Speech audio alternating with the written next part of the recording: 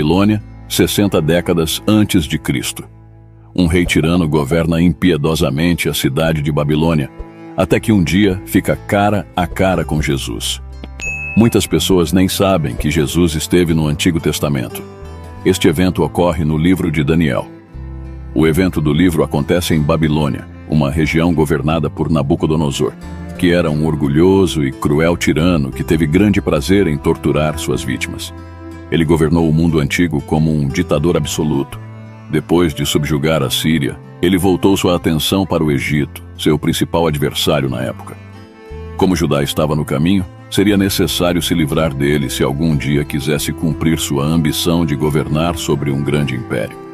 Nabucodonosor emitiu uma ordem para que um número de jovens judeus fossem treinados para servi-lo na qualidade de homens de conhecimento e sabedoria. Daniel, Hananias, Misael e Azarias foram entre aqueles que foram levados para os cativos. Eles eram conhecidos pelos nomes de Belsassar, Sadraque, Mesaque e Abednego. O rei Nabucodonosor deu a ordem para a criação de uma estátua colossal feita de ouro. A estátua de ouro que Nabucodonosor havia encomendado, uma estátua que devia ter sido magnífica. Tinha 27 metros de altura. É possível que o rei tenha planejado isso para que pudesse consolidar seu poder, reunindo todos os níveis de sua corte para uma grande cerimônia. Esses governantes deveriam comparecer à dedicação da estátua erguida pelo rei Nabucodonosor e cair de bruços para adorá-la. Todos que desobedecessem a este comando corriam o risco de serem lançados em um forno em chamas e serem queimados até virarem pó. Todos obedeceram às ordens de Nabucodonosor, pois ele estava determinado a estabelecer-se não apenas como o incontestável líder político da Babilônia, mas também como a autoridade religiosa suprema na cidade. No entanto, 3 dos homens na sala não se prostraram, mesmo que todos os outros o fizessem. Muitas pessoas não conseguem imaginar que a pressão social não foi fácil de suportar. Certos caldeus viram os jovens hebreus em pé, entre todos os que se prostraram e correram até Nabucodonosor para relatar isso. O ciúme escorre de suas acusações contra os 3 judeus que haviam alcançado posições de poder, apesar do cativeiro. Porque sua fé os proibia de adorar qualquer deus que não fosse o verdadeiro Deus de Israel. Os pequenos funcionários da corte viram uma oportunidade de eliminar Sadraque, Mesaque e Abednego. E eles não perderam a oportunidade de fazer isso. Quando Nabucodonosor descobriu sobre a situação, ele imediatamente voou para a raiva.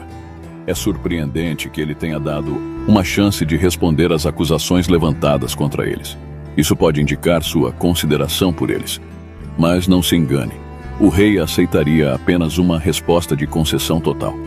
Eles tinham 2 opções: adorar o enorme ídolo de ouro ou perecer no fogo.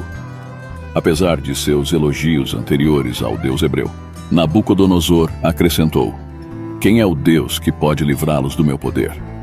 A pergunta do rei, como antes, seria respondida eventualmente. Daniel capítulo 3, versículos 13 e 14 diz: ao ouvir isso, Nabucodonosor ficou furioso e mandou chamar Sadraque, Mesaque e Abednego. Eles foram levados para o lugar onde o rei estava, e ele lhes disse: é verdade que vocês não prestam culto ao meu Deus? Nem adoram a estátua de ouro que eu mandei fazer? Estes valentes homens judeus desafiaram a ordem direta do rei e colocaram-se nas mãos de Deus. A resposta deles é bastante impressionante. Sadraque, Mesaque e Abednego responderam: ó rei Nabucodonosor, não precisamos responder a você sobre este ponto. Se for assim, nosso Deus, a quem servimos, é capaz de nos resgatar da fornalha de fogo ardente, e ele nos resgatará da sua mão, ó rei. Mas mesmo que ele não deixe isso ser conhecido para você, ó rei, que não vamos servir seus deuses ou adorar a imagem dourada que você configurou. Daniel capítulo 3, versículos de 16 a 18. Em outras palavras, eles disseram que preferiam morrer ao invés de desobedecer a Deus. Mesmo que ele decida nos deixar queimar, nós ainda serviremos ao Deus vivo em vez do que seu ídolo morto. Não tem preço. Eles preferiram a morte e a infidelidade a Deus, e não tiveram dúvidas que planejaram para a possibilidade deste dia por muito tempo. Então Nabucodonosor ficou cheio de fúria, e sua expressão facial mudou para Sadraque, Mesaque e Abednego. Então ele deu uma ordem para que a fornalha deveria ser aquecida 7 vezes mais quente do que habitualmente. Ele comandou certos homens fortes em seu exército para amarrar Sadraque, Mesaque e Abednego e lançá-los na fornalha de labareda. Então, esses 3 homens foram amarrados com suas calças, casacos, turbantes e outras roupas, e foram jogados no meio da fornalha de fogo ardente. O comando do rei foi urgente, e a fornalha estava extremamente quente. A chama do fogo matou os homens que levaram Sadraque, Mesaque e Abednego. Mas esses 3 homens, Sadraque, Mesaque e Abednego, caíram no meio da fornalha de fogo ardente, ainda amarrados. Então o rei Nabucodonosor olhou e ficou surpreso. Ele pulou e disse a seus conselheiros: "Não jogamos 3 homens amarrados no meio do fogo?" Eles responderam ao rei: "Certamente, ó rei." Ele respondeu: "Olha, vejo 4 homens desamarrados andando no meio do fogo e eles não estão feridos, e a aparência do quarto é como a de um filho dos deuses." Quando Nabucodonosor viu os homens andando no fogo, ele não só achou incrível que eles tivessem saído ilesos, mas também achou incrível que houvesse 4 deles. O quarto parecia ser um filho de Deus, implicando que ele era o Cristo pré-encarnado. Nabucodonosor nos conta que a 4ª pessoa era um filho de Deus durante a parte mais difícil de sua aprovação. Jesus estava lá com eles fisicamente, no meio de sua aprovação na fornalha de fogo. Sadraque, Mesaque e Abednego podem ou não ter tido conhecimento de que o Filho de Deus estava com eles, embora houvesse momentos em que eles estavam conscientes da presença de Jesus em suas aflições. Lemos que vejo 4 homens soltos andando no meio do fogo. Nabucodonosor também notou que os 4 homens estavam livres enquanto estavam no fogo. Apenas as cordas que os estavam mantendo juntos foram queimadas pelo fogo. Deus é capaz de surpreender aqueles indivíduos cujos corações estão mais endurecidos, não apenas contra Ele, mas também contra seu povo. Aquele que fez a alma pode fazer sua espada aproximar-se dele, até mesmo do maior tirano.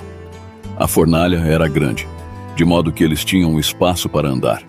Eles estavam ilesos, de modo que eram capazes de caminhar.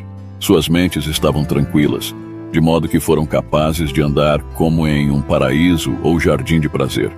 A resposta para isso é sim. Eles não estavam se esforçando para sair, encontrando-se ilesos. Em vez disso, eles andaram despreocupados no meio das chamas, acreditando que o mesmo Deus que os protegeu no fogo também os livraria dele. Nabucodonosor cometeu o erro de pensar que era o ser mais poderoso do mundo, mas aqui ele conheceu o ser mais poderoso do que ele. Que efeito isso teria sobre ele? Ele ainda tinha confiança para exigir que outros o adorassem, como se ele não tivesse visto nada? Então Nabucodonosor se aproximou da porta da fornalha ardente e disse: "Sadraque, Mesaque e Abednego, servos do Deus Altíssimo, saiam daí e venham aqui." Então vieram Sadraque, Mesaque e Abednego do meio do fogo. Os capitães, governadores e conselheiros do rei se reuniram ao redor dele e viram que, quanto a esses homens, o fogo não teve nenhum efeito sobre seus corpos. Seus cabelos não estavam chamuscados, suas roupas não estavam chamuscadas ou danificadas, e nem mesmo o cheiro de fumaça estava neles. Quando o rei percebeu que os homens que ele havia condenado foram divinamente resgatados, ele os convocou. É capaz de nos livrar dos nossos próprios problemas e ensaios. Como cristãos, sabemos que Deus é capaz de nos livrar, mas também sabemos que Ele nem sempre age dessa maneira. De acordo com Romanos 5, Deus pode permitir provações e dificuldades em nossas vidas para construir nosso caráter, fortalecer nossa fé ou por outras razões desconhecidas. Nem sempre entendemos por que estamos passando por uma provação, mas Deus simplesmente pede que confiemos nele mesmo quando é difícil. João, apesar de experimentar incrível dor, quase intransponível agonia e sofrimento, foi capaz de dizer: "Ainda que ele me mate, ainda assim confiarei nele." Também sabemos que Deus nem sempre nos garante que nunca sofreremos ou morreremos, mas Ele promete estar sempre conosco. Devemos aprender que, em tempos de adversidade e perseguição, devemos adotar a atitude desses 3 jovens. Durante séculos, crianças e adultos foram cativados pela incrível história de Sadraque, Mesaque e Abednego, 3 jovens que enfrentaram o poderoso rei Nabucodonosor. As ações de Sadraque, Mesaque e Abednego no livro de Daniel representam uma resposta que é comum em nosso tempo: a desobediência civil. Isso implica oposição pessoal proposital a um decreto governamental que viola os padrões de Deus. Estava claro que o rei nunca seria o mesmo novamente. Ele abandonou o Deus que havia adorado em favor do Deus do povo, que ele havia anteriormente perseguido. Exaltou ao Senhor e insistiu que seus súditos não adorassem ninguém além do Deus Todo-Poderoso. Líderes piedosos devem pedir ao Senhor para mostrar-lhes vislumbres regulares de seu poder e glória. Quando ele faz isso, torna-se muito mais simples para canalizarmos nosso zelo em servir ao único Deus que realmente existe. Daniel, capítulo 3, versículos de 28 ao 30 diz: Nabucodonosor respondeu: Bendito seja o Deus de Sadraque, Mesaque e Abednego, que enviou seu anjo e resgatou seus servos que confiaram nele e nele confiaram. Eles violaram a ordem do rei e entregaram seus corpos, em vez de servir ou adorar qualquer outro Deus, além de seu próprio Deus. Portanto, decreto que qualquer pessoa, nação ou língua que falar qualquer coisa ofensiva contra o Deus de Sadraque, Mesaque e Abednego será cortada em pedaços, e suas casas serão feitas um monte de lixo, porque não há outro Deus que seja capaz de salvar desta forma. Então o rei fez Sadraque, Mesaque e Abednego prosperar na província da Babilônia. Jesus é mencionado algumas vezes no Antigo Testamento. No entanto, ele não é referido por esse nome, nem aparece da mesma forma que aparece no Novo Testamento. No entanto, ele está presente no Antigo Testamento.